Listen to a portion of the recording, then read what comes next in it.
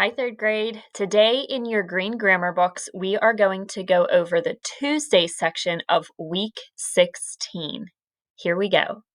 Number 1, identify if the nouns are regular or irregular, then rewrite them in the plural form. Okay, now both of these nouns, roof and thief, they end with that consonant F. And we talked earlier in the school year that normally when a noun ends with the letter F, you change the F to a V and add ES. But for roof, for whatever reason, they do not follow that rule. They do not write roofs. They say roofs, and they keep the FS. That is a regular noun, okay? But it just doesn't follow the typical rule for spelling if a noun ends with F.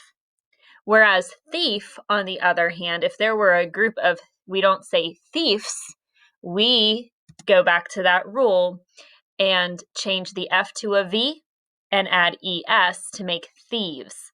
Now, even though that one has that spelling rule, I am still marking it as a regular noun because in my mind, a noun is irregular if it completely changes the spelling, like child becomes children, tooth becomes teeth, okay? But that's just it still has that ES ending there.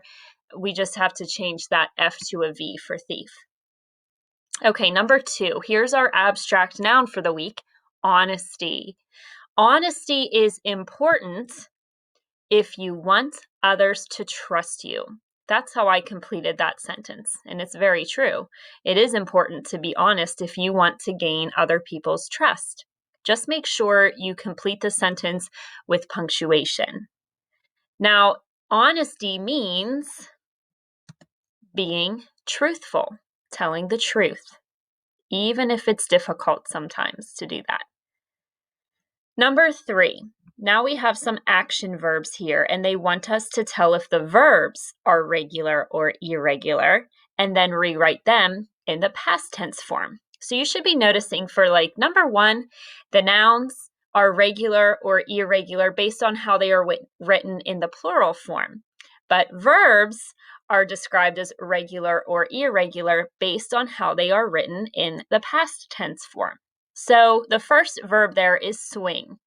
I will swing the bat and hit the ball. If you did that in the game last week, though, we don't say swinged, we say swung. That is an irregular verb, so make sure you mark the I for irregular. The other verb there is pass. Last game, I passed the ball to my teammate.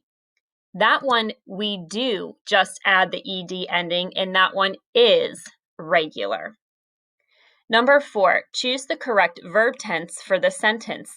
Label the correct verb tense as either past, present, or future. The sentence says, next week, I blank in my first tournament. Is it competed, compete, or will compete? Hopefully you caught the key words there in that beginning of the sentence, next week. It hasn't happened yet, so this is going to happen in the future.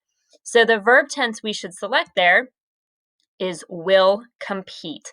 Next week, I will compete in my first tournament, and therefore it is the future tense because of those key words next week.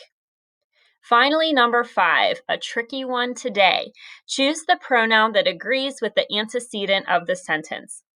The choir sang its most popular song, or the choir sang their most popular song.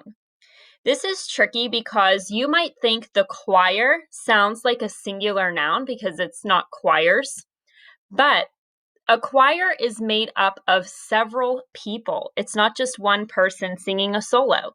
So because of that, boys and girls, the choir sang their most popular song because it's many voices coming together and it's their most popular song.